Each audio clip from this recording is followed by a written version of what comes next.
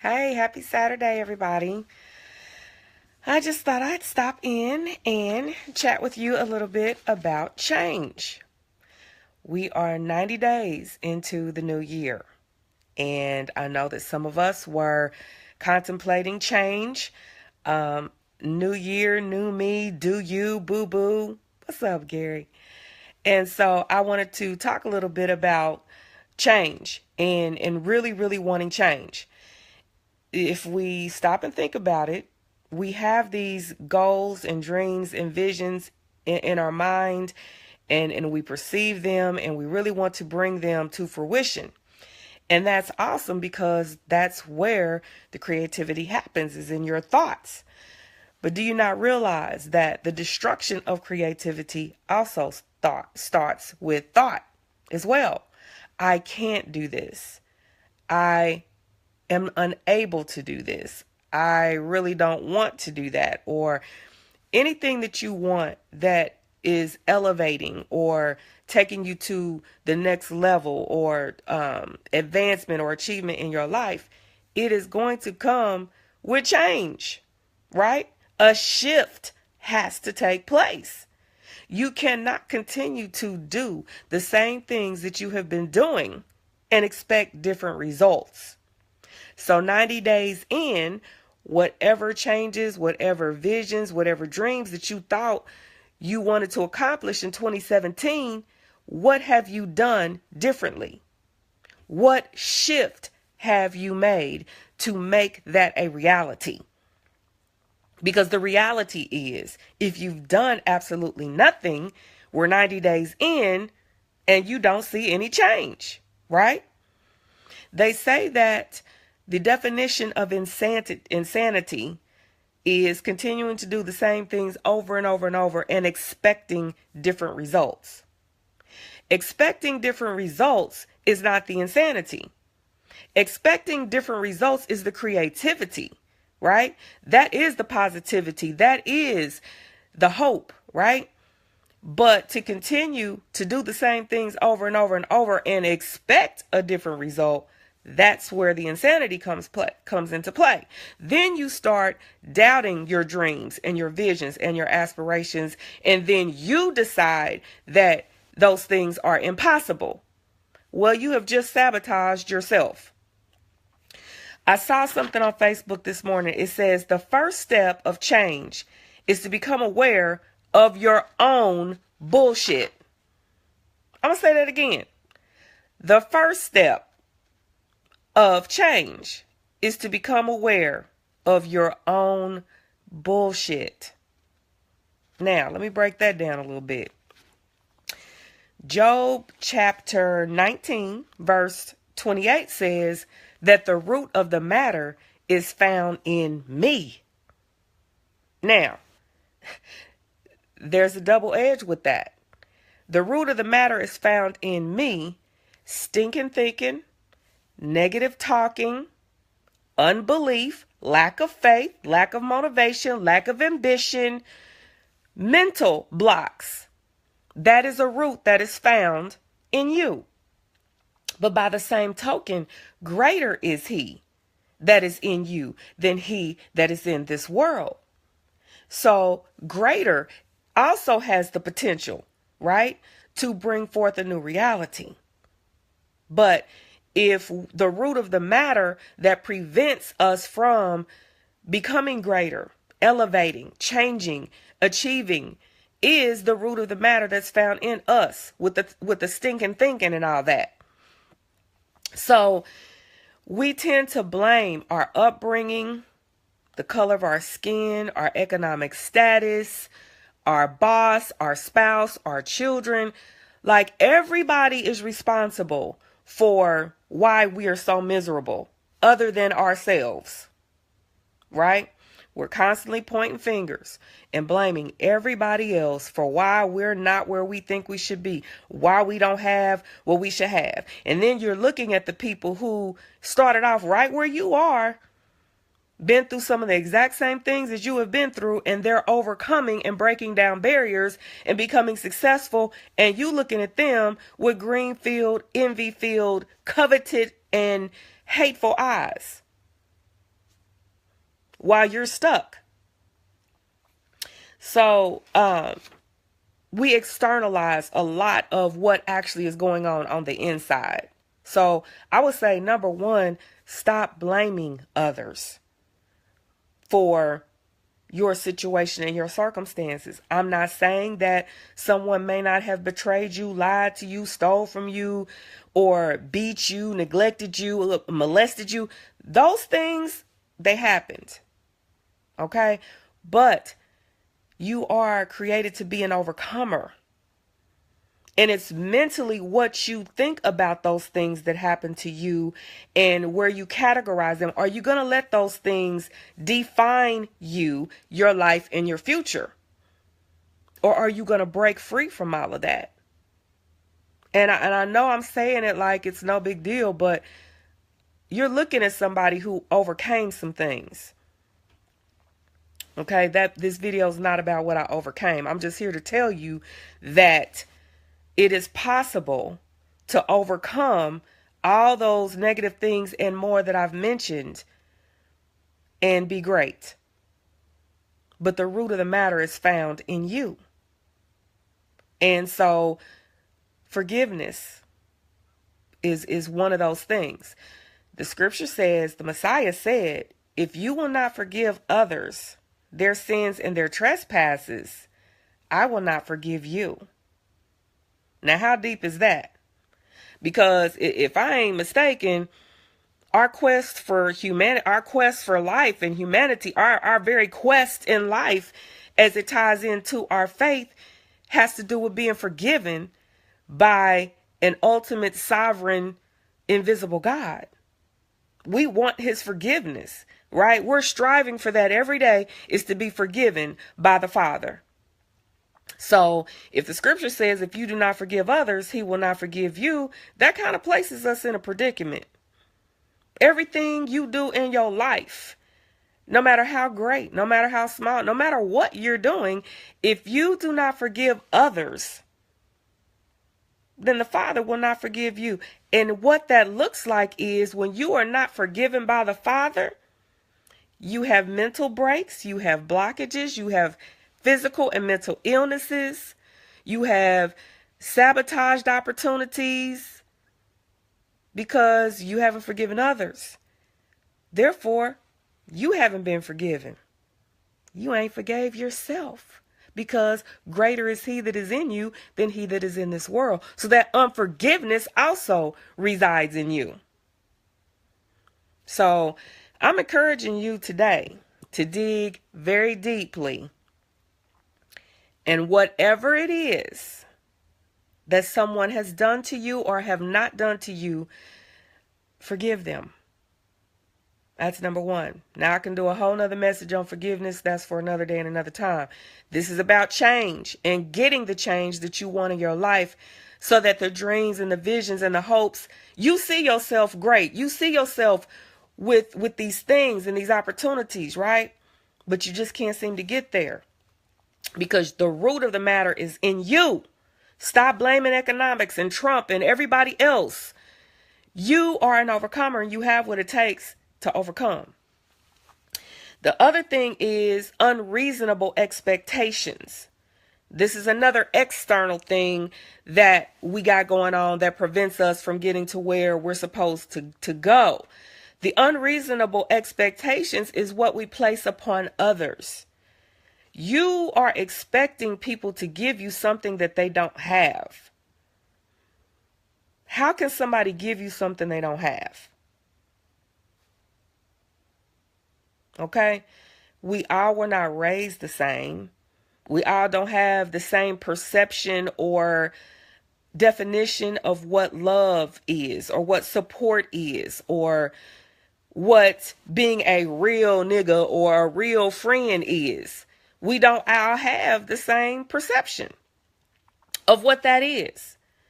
So because you love a certain way, your love language is expressed in one way, and you would like to receive the type of love that you give, and the other person is not doing that, you are giving them unreasonable expectations. Maybe they didn't come up in an environment where they were told, I love you every single day, or every everybody hugged and kissed and greeted each other when they left and when they came home and had dinner together and, but maybe their definition was getting up, clocking in every day, putting food on the table, making sure that you were able to pursue your dreams and have opportunities to be successful in life. Maybe that was their definition of love. If you guys haven't seen the movie Fences, I highly recommend that. Anyway, it's about putting unreasonable expectations on other people. Stop expecting other people to be your salvation and your deliverance and your healing and your source. You need to be that for yourself. Right? Because greater is he that is in you than he that is in the world. I'm going to keep coming back to that. You have every single thing on the inside of you to be successful, to achieve your goals and achieve your dreams. And once you purge yourself of all the negative thinking, because it's a cycle, this negative thinking is going to continue to sabotage and destroy you at every turn, while you all along blaming everybody else for your problems. The root of the matter is found in me. Greater is he that is in you than he that is in the world. As a man thinketh, so is he. Stop looking for the approval of other people.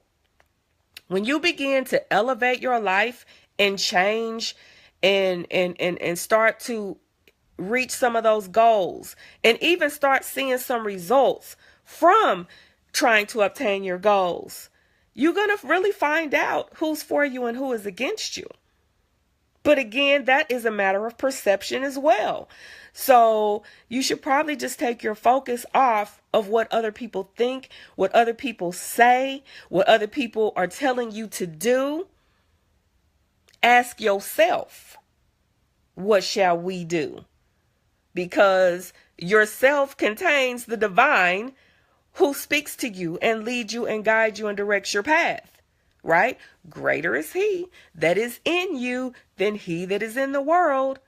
People are in the world. They have their own opinions because of their worldview, their experiences, their shortcomings, their neglect, their abuse. Somebody who has been through all that is going to advise you based on their worldview.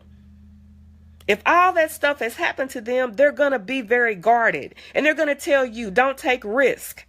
You need to be careful. Don't trust anyone. That's because they haven't broke free from their prison. You got to break free if you won't change. It's just that simple. And it's not about trusting other people. It's about trusting the Most High with your life. When you realize that other people are also hurting, other people are also conflicted and damaged, you will stop putting unreasonable expectations on people. People are going to disappoint you each and every time. When are you going to see the cycle? When are you going to realize and wake up to that fact? If you don't, you're just going to continue to go through the cycle of trusting people. People fail you. I don't trust people. Trusting people. People disappoint you. I hate people.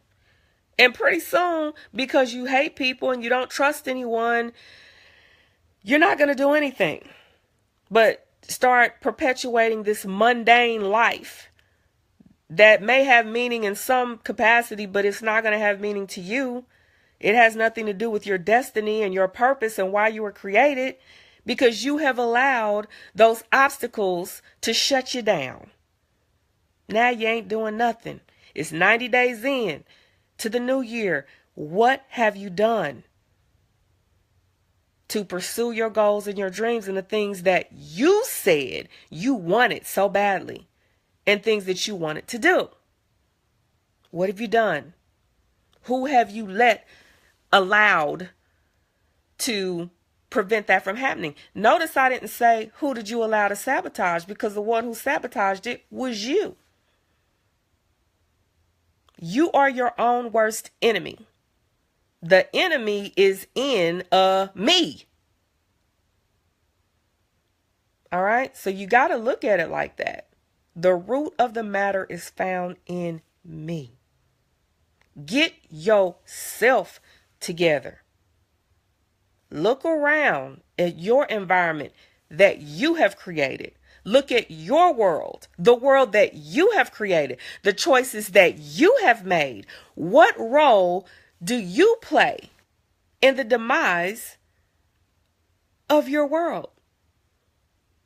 If your world is raggedy, fix it. It's not your job's responsibility to make you happy. You chose that job. You accepted that position. Yeah, you need a paycheck, but who said that you have to go work at a job that you don't even like just to get a paycheck? There are options. And if your options require you to have educations and certifications and other experience, why are you not out there getting it?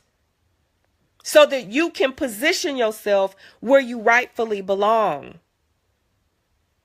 I love my job. I really do. I love the one before it.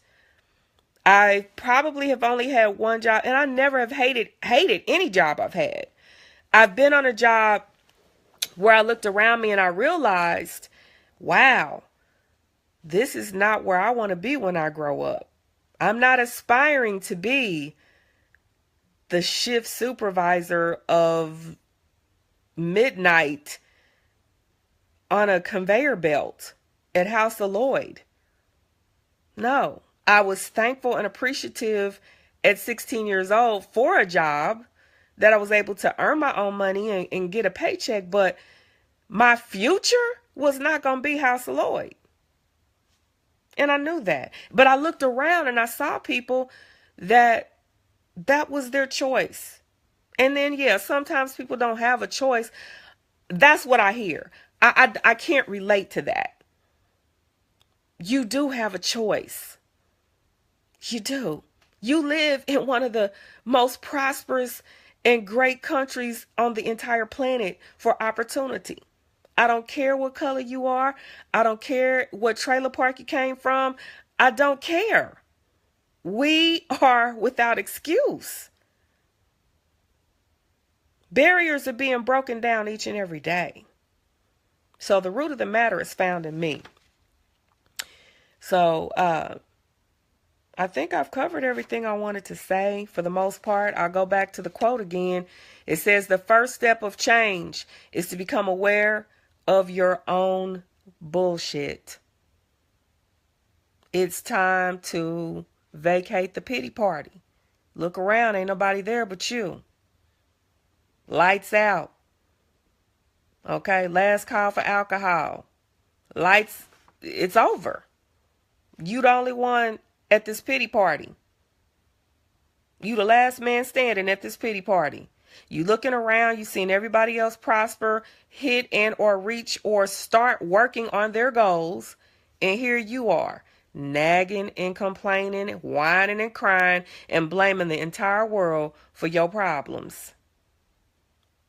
I have a hard time finding sympathy for that based on some of the things that I have gone through in my life. And those who know me very, very well and have known me, I'm 53, for the past 40 years, maybe that's too many, 35, it don't, whatever. People know my life is not a secret.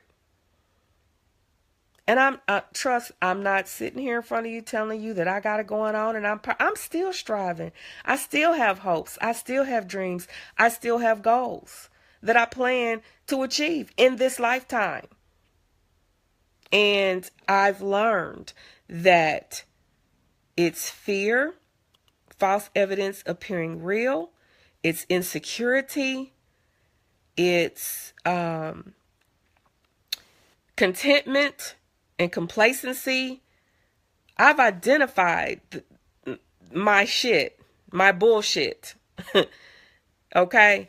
And the minute that I select one of those items of bullshit and decide to tackle them, guess what? I hit another level. I begin to see success. So I just wanted to stop in today and just encourage you to stop blaming the world for the world that you created for yourself, the choices that you made. And some of the choices that you made are impacting other people's lives as well. If you're on a job that you don't like and you doing just enough to get by, you're a problem for your coworkers. They don't like you.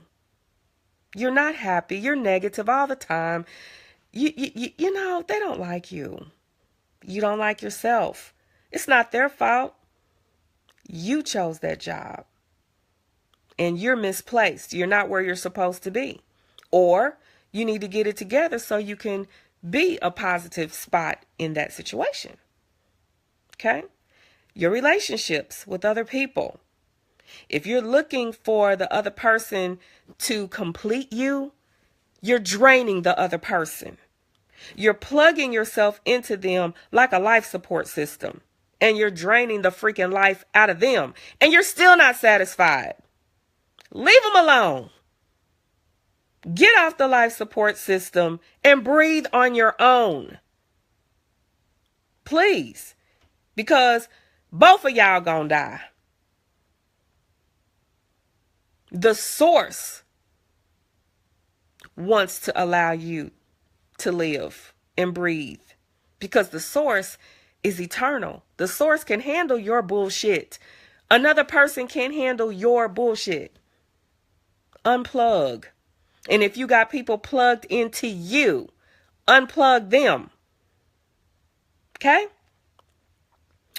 So, let's change. Let's seek change. Let's desire change. We already do. I don't know a single person on this planet that doesn't want change. Even though change is uncomfortable, change is painful, and change is necessary. It's a process. And not all change is good, but it can be good depending on how you look at it.